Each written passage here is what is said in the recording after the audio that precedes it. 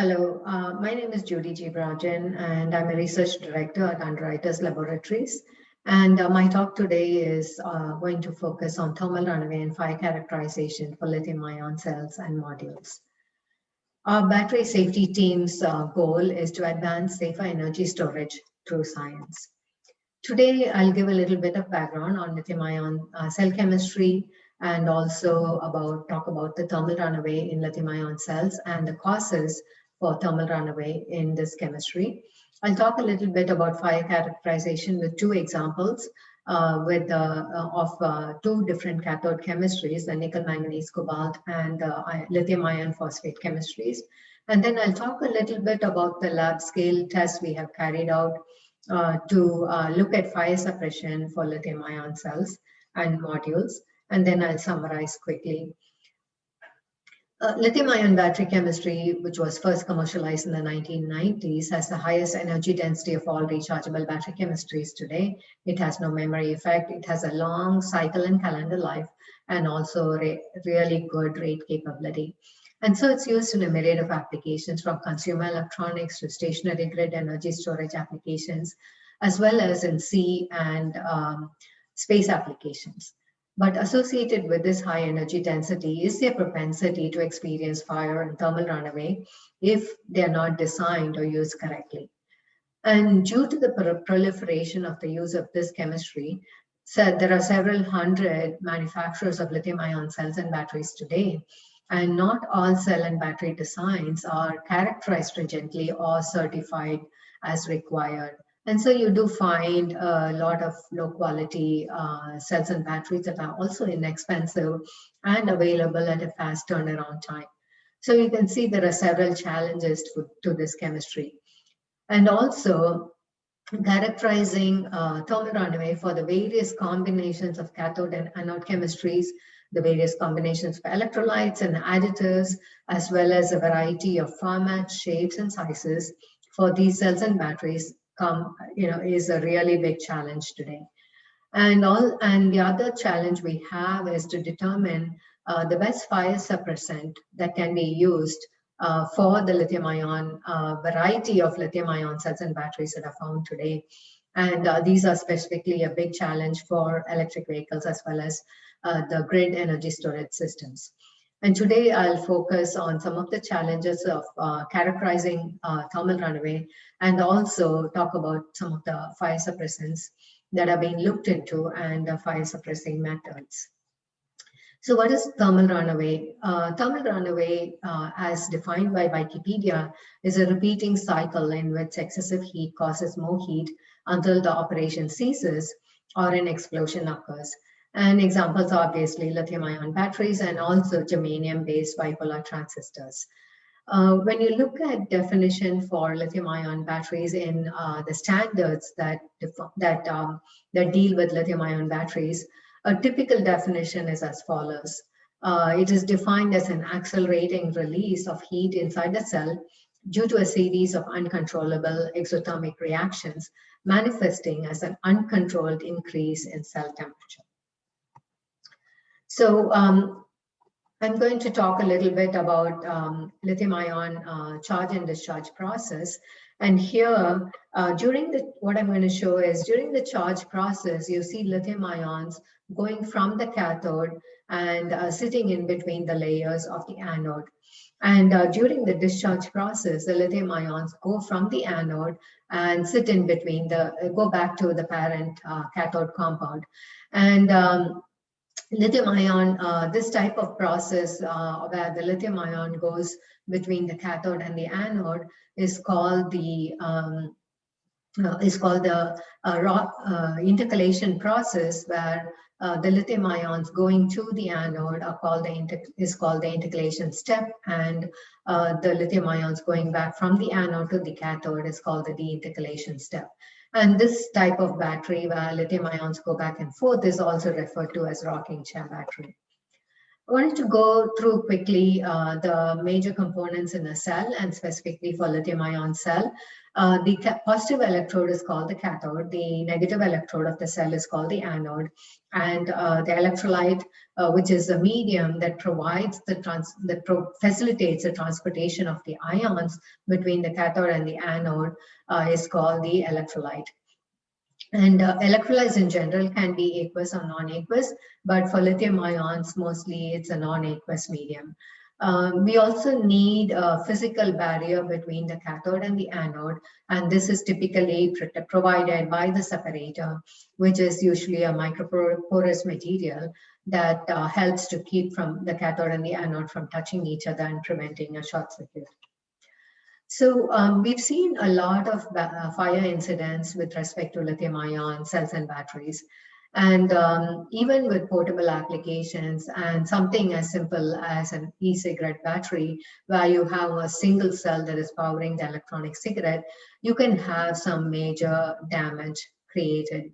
As you see in this picture, this is a single cell electronic cigarette that went into where the cell went into a thermal runaway, and you will see that there was not only damage or harm that was created to the person, but also damage to the carpet and the drapes and the furniture in this particular case.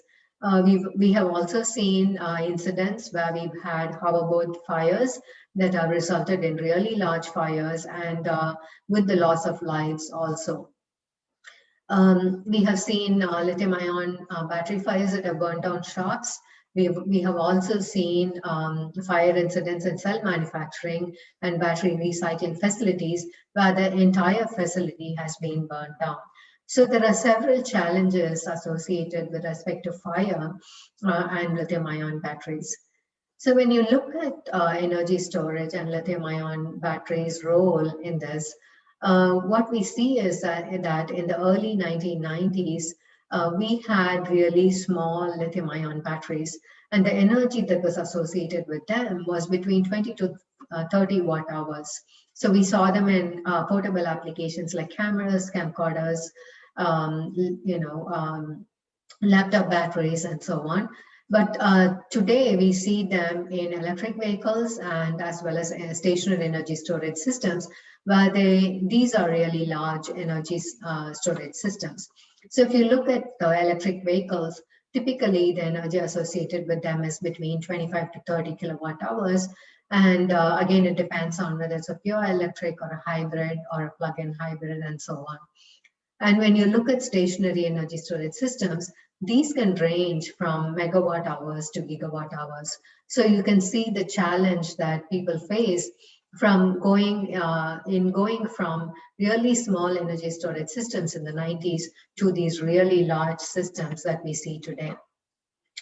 So lithium-ion cell hazards or battery hazards can be categorized into three main categories. The thermal, of course, extreme temperatures, mechanical, which could be vibration, shock, impact, and so on. And lastly, the electrical, which has a lot of causes, and those are the electrical hazard causes are better understood. I'll talk a little bit more about the electrical hazards than the others. So here, I have the electrical hazards listed. We have, the overcharge, the overdischarge, which is usually a repeated overcharge followed by overdischarge followed by a charge. We have extreme thermal environments, external shorts which are high and low impedance, and also internal short circuits. And I'll deal with each of these in more detail. When you look at overcharge, typically what happens is you are either going into an overvoltage condition or you're doing a really high rate charge for a cell or battery design that is not rated for that rate of charge. And at that time, what we see is that there could be electrolyte decomposition due to the high voltages with the formation of gases such as hydrogen, carbon monoxide, and carbon dioxide. We could have cathode destabilization, which occurs above a certain voltage with the easy release of oxygen. And we can also have lithium metal dendrites that are deposited on the anode, and that happens when too many lithium ions are actually pushed into the anode, and there is no longer enough sites in the anode for the lithium ion intercalation. And so now the lithium ions are depositing on top of the anode as lithium metal dendrites. So the combination of all of these actually leads to high temperatures, venting, fire, and thermal runaway. I have a couple of videos to show you what overcharge can look like. This is in a pouch format cell. You can see that you get a pretty big fire when you overcharge the cell because it also doesn't have any safety features. And then now I have overcharge of 4 cells in parallel, and this is for the cylindrical cell configuration that actually has some protective features for overcharge. But as you can see, when you start putting cells in series and parallel combination, they no longer work like a single cell would with respect to protecting itself. And I'm going to show you that you do have a bigger fire with it. So the next hazard that I'm going to talk about is the overdischarge hazard. In general, overdischarge happens when you take a cell to lower voltages than what is specified by the manufacturer. And as you take the cell into lower voltages, dissolution of copper from the copper current collector in the anode actually occurs. And when you recharge the cell, the copper then deposits itself, the dissolved copper deposits itself as copper metal on the cathode, anode, and separator. And when you have an extreme overdischarge where you've gone into negative voltages, there's so much copper in the system that your cell no longer is an electrochemical cell, but it becomes an electrical wire, and you have a short circuit and you have a dead cell. But if you have subtle overdischarges where you're just dissolving a little bit of copper at a time, and it's redepositing on the electrodes and separator during the charge process, then at some point, the lithium ions will not have access to the intercalation sites on the anode, and so they'll deposit themselves on top of the copper as lithium metal dendrites. And so at some point, the heat might be so high that it takes the cell into thermal runaway. And this usually happens in the charge process because that's a time that the ions are trying to intercalate into the anode. With respect to the external short circuit hazards, there are two types. They are the hard short and the soft short. The hard short is related to the low impedance short, where the load on the cell is equal to or less than the internal resistance of the cell or the battery. And with respect to the soft short or the high impedance short, this is where your load is higher than what the manufacturer specified, but it's lower than the internal resistance of the cell. It's higher than what it's specified, but it's not lower than the internal resistance of the cell. And so this also can be just below the value of your protective fuse. And there are many ways this can happen where you have not designed your battery correctly. For instance, if you don't have anodization on the inside of your battery container, or if you have a problem with chafing of your cables and wires, if you have sharp corners or sharp edges that are going to cause a leakage path between, leakage path inside your battery, and so on. So there are many different causes that can lead to leakage current and then high temperatures.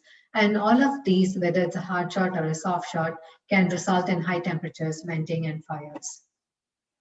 And lastly, here I want to talk about the internal short circuit hazard.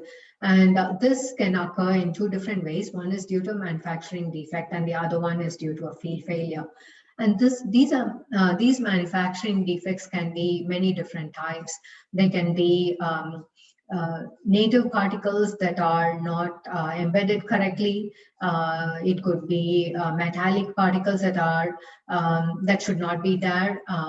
It can be a tear in your separator. It could be, a bad ultrasonic weld or a TIG weld, bad TIG weld splatters, a hole, like I said, in your separator, or some defect even in your current collectors.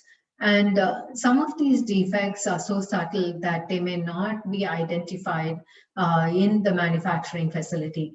So it's usually good to have a very stringent method of screening out manufacturing defects, either at the manufacturing facilities or the user, by the user before they are made into before these cells are made into batteries. The other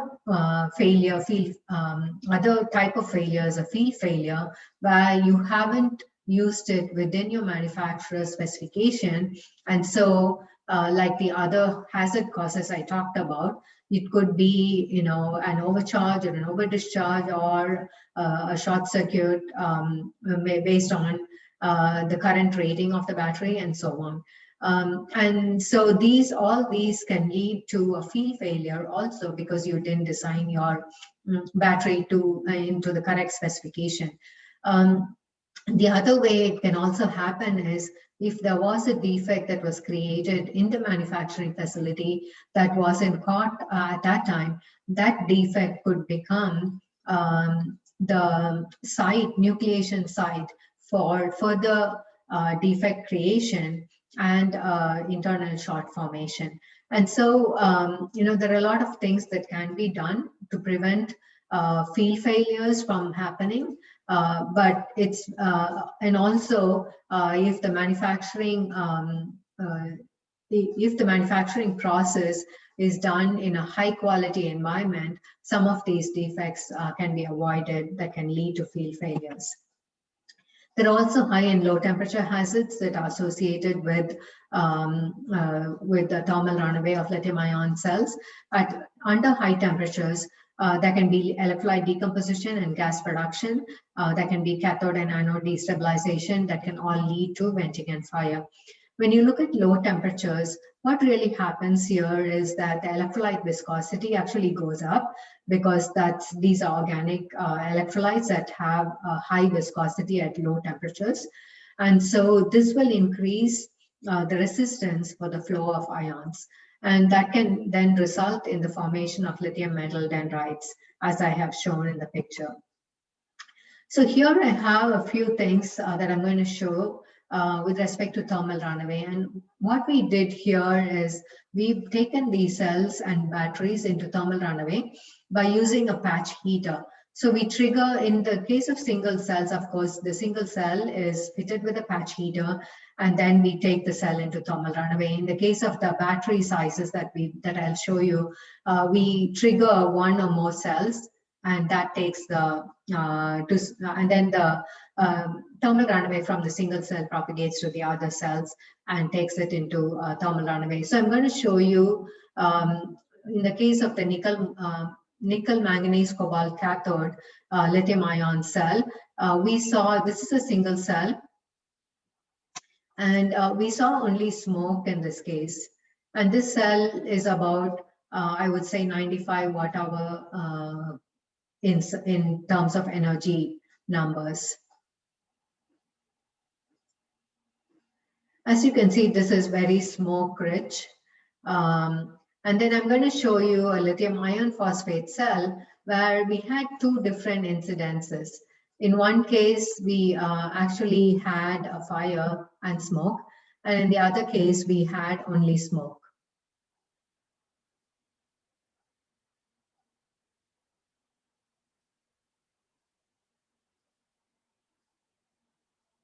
So you can see the fire, and in this case, we had only smoke.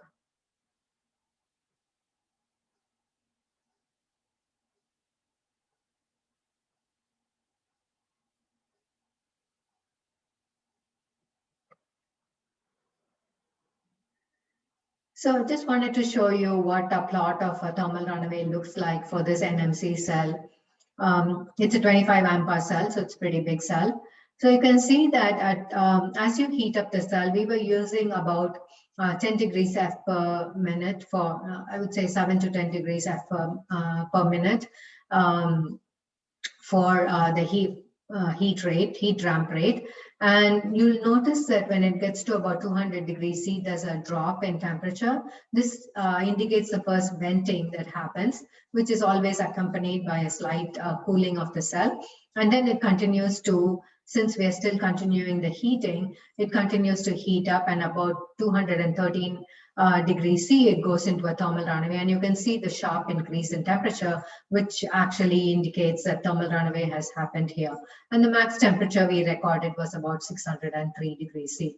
And you can see that we used a pretty big patch heater here for the cell that covered the entire side of the cell to take it into thermal runaway. It was a big cell.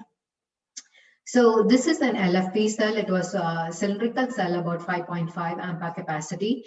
And you see the same things here. You can see that the cell increases in temperature, and then there's a slight drop in temperature when the first vent happens.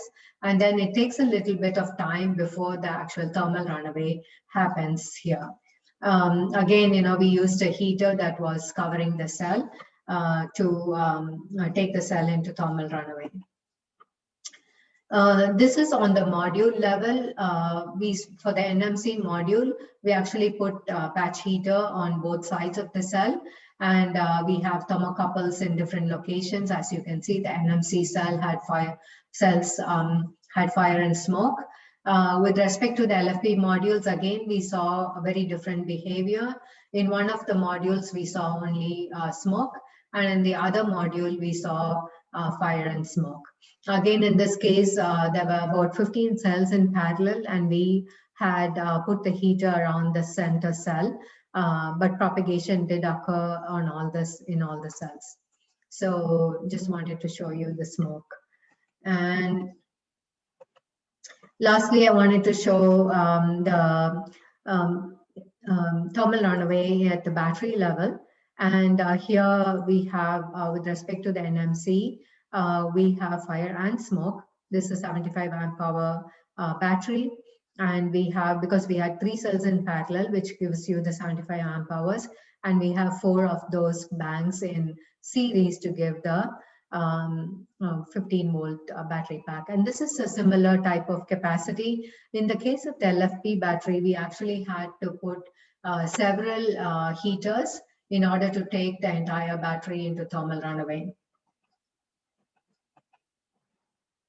So as I mentioned, the NMC battery showed fire and smoke, and the LFP battery only shows smoke. So I wanted to talk a little bit about the cell gas composition. This is for the NMC cell. As I had mentioned, it's a 25 amp hour cell, and a single cell releases about 41 liters of gas. And if you calculate the energy, it's about 95 watt hours. And you can see that, when you look at the LFL, what you see is that carbon monoxide and hydrogen are way beyond the LFL values. And you can see that, the carbon monoxide is more than twice the lower flammability limit, and hydrogen is almost 9 times or more than 9 times that of the LFL. We also see ethylene and propylene that are above the LFL in this case. The next thing I'm going to show you is the gas composition for the lithium iron phosphate cell. This is an 18 watt hour cell, as I mentioned earlier. It's a 5.5 ampere cell. And from a single cell, we were able to capture about 3 liters of gas. And in this case, what we see is that the cell is completely charred. And when you have a completely charred cell, you will notice that most of the carbon monoxide has now been converted to carbon dioxide. And so we don't have any carbon monoxide that we detected. And hydrogen is more than 10 times the LFL. It's 54%. And methane is also higher than, methane and ethylene are also higher than the LFL. And with respect to the battery packs, what we see is that this is a 1 kilowatt hour battery, and this is a 1.3 kilowatt hour battery. We see that the total hydrocarbons have about 165 liters of flaming material, 1400 liters of carbon dioxide, 90 liters of carbon monoxide, and 83 liters of hydrogen. Similarly, with respect to the LFP, we saw total hydrocarbon volume of 357 liters during the thermal runaway, and about 196 liters of hydrogen during the thermal runaway. And one of the reasons we don't call out fire here is because we didn't see a fire. So we see a lot of smoke only in the case of the LFP. And so we call it a thermal runaway. And the gas was analyzed during the thermal runaway process. But in the case of the NMC, we see fire and smoke, which is what you're seeing here with respect to non-flaming and flaming materials. So wanted to quickly talk about the challenges we have with gas composition analysis. What we find with lithium-ion cells, because it has a ion LiPF6, which is the lithium hexafluorophosphate salt, is that HF is produced in large quantities. But the problem with HF is that it condenses on the walls of the chamber and the pipes. And so we have seen this from studies that have been conducted by Professor Melander and his former graduate student, Dr. Larson, where they try to quantify experimentally the amount of HF that is produced. And they also did some modeling work on the same topic. We also had their seminar on September 30th, where they talked about the characterization of gases and fire, and they specifically talked about how to analyze the HF that comes out of these systems. So in general, we need better analytical methods to determine HF concentration, since it's a toxic as well as a corrosive gas. What we also found interesting is when we looked at the gas analysis of the Arizona Battery Energy System fire, it showed the presence of hydrogen cyanide, which was above the toxicity limits. And the UL Fire Safety Research Institute's report on the Arizona battery explosion that was just published last month talks about this and what was detected in terms of HCN. The interesting part about it is that HCN is not used in the cells of lithium-ion cells, but they could be used in the accessories that are used to construct the batteries. For instance, plastics that are used in designing the battery and configuring it may also produce HCN, and that could be the byproduct. HCN might be the byproduct that comes out when these systems are subjected to a fire. Just showing you a picture here of the Arizona battery fire with things that were scattered from the main container or facility that housed the BESS. So with respect to ESS fire incidents, in June 2019, Energy Storage News published an article on the occurrence of 23 fires in ESS installations that were reported in Korea in 2018. And some of the things that they talked about is why the leading causes that caused the fire were insufficient battery protection against external shocks, electric shocks, which could be due to ground faults or electrical shorts, and also the lack of fast-acting fuses. Second thing was inadequate management of the environment, operating environment, where they could have had temperature swings that could result in condensation. It could have been due to very cold temperatures, high altitudes, humidity, dust, and particulates, and all of these can also cause degradation of the electrical insulation that can lead to short circuits. They also looked at, they noticed that human error was a cause for faulty installations during the integration and installation of the modules and battery packs. They also looked at the ESS system integration, where they did not confirm how the battery management system, the energy management system, and the power management system work together, how they were integrated. And the sequence of operation especially for the safety controls, should be done in the right manner. And if that is not done, then that can lead to a hazard cause also. That can become a hazard cause also. What we also found is that what we also need is that the BMS data should be available independent of the battery system and also remotely accessible for the safety of the first responders and for subsequent safe dissipation of energy in the post-incident batteries, because they will have stranded energy whenever a part of the battery burns and some of it or most of it does not burn up. And we also know that fire suppression methods are not optimized. So UL has done some basic research on the lab scale, and I'll talk a little bit about those studies. What we had done was we looked at several different types of fire suppressants, and we used a 9-cell module. These are 9 18650 cells all touching each other, and they are connected in parallel.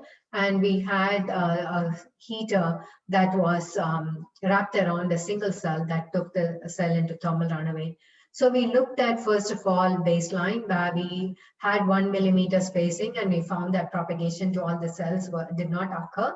So then we actually put the cells, had the cells touching each other with 0 millimeter spacing. And that's when we were able to get the worst case fire. So we could have a consistent method of triggering the cell and propagating the fire, and then also determine, that will help us determine better the effectiveness of the fire suppressants we were studying. So we looked at nitrogen, water mist, and also Statex fire extinguisher, which is based on potassium carbonate material. And we looked at 2 different ways of releasing it. One was during the first venting of the cell, which we called early release. And then one was when the thermal runaway started, which we call late release. And some of the cues that we used were cell temperature. We looked at the smoke or light attenuation. We recorded pressures. We looked at the module voltage, and we also had a visual because we were watching the video, so we could see when the venting happened and when the thermal runaway happened. And we found that these were really very reproducible based on the type of test methods we were using and the protocols we were using. And these are the venting and thermal runaway temperatures. You can see they're pretty consistent with respect to, they were pretty consistent with respect to the tests we conducted, and we had 3 samples for each of these conditions that we tested. Quickly show you a couple of examples. In this particular case, this is a baseline test with no fire suppressant. You can see there's a pretty big fire, and then when we use the early release water mist, we see that it cooled the cells near the trigger cells, but however, the cooling effect was not enough to cool down all the cells, and so we see a pretty big fire in this case. You'll see quickly that even though there's water actually going in, being sprayed, you can see that there's a pretty big fire, and what it does come out of the container. When we did the late water mist, we found that the flames are contained inside the box. As you can see in the inset here, this is when the water actually is released when the thermal runaway starts. And it's only that single cell in the middle that goes into thermal runaway. And although we saw a quick flash of sparks, it was actually, the fire was actually put out, and only that single cell in the middle had expelled its contents. And this is with another example with the early release of nitrogen. We had only a single cell that went into thermal runaways, and we did not have any fire that came out of the box. And as you can see from the post-test, only the single cell in the middle actually experienced the thermal runaway. We also had, I don't have the video for this due to lack of time. We also had as I said, the Statex with the potassium carbonate type fire extinguisher. And when we did an early release, we found that thermal runaway propagated to all the cells, and we saw a short fire that was observed outside the box. When we did the late release, thermal runaway propagated to only 2 of the cells, and there was a really short fire outside the box, but it wasn't a bad event. So in summary, I wanted to show you that it is possible to use some types of fire extinguishers, especially, water. All three actually can work. It just depends on when you release the fire suppressant. And some of the results are provided here on what we had observed. With respect to water, we also looked at the direction in which we were flowing the water inside or spraying the water inside. We looked at it coming from the side and also from the top. And again, you can see that there are some differences, but these were all confirmed. These results were all confirmed by repeating the test 3 times. So in summary, what I would like to say is that thermal runaway occurs due to hazard causes that can be electrical, mechanical, or thermal in nature. And if you fully characterize your system under all the credible off-nominal conditions, that will help to have a safer design as well as define the usage limits that you need to have on your application. And also carrying out a high fidelity thermal analysis will provide data that is needed to design appropriate heat dissipation paths that will lead to safer battery systems. And the events accompanying thermal runaway can vary quite a bit. It can be venting or fire or smoke or a combination of all of these. And cell-to-cell variation in behavior is a challenge, as that will require multiple tests from each lot to confirm worst-case behavior. And toxic and flammable gases are released from lithium-ion batteries and battery systems. And our data shows that the gases should be analyzed for the volume of the chamber that is used or the confined space. So that way you can understand what the flammability and explosive limits as well as the toxicity levels for that system that you've installed your battery in is the right value. And we also know that fire extinguishing methods need to be studied further and also optimized for the size and nature of the battery, as well as for the design and environment of the application it is used in, because that can vary quite a bit.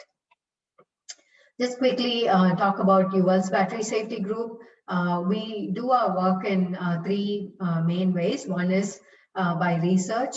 We also do our research is focused with all our scientific testing, and we share that knowledge in public forums like conferences, write journal articles and newsletter publications and so on.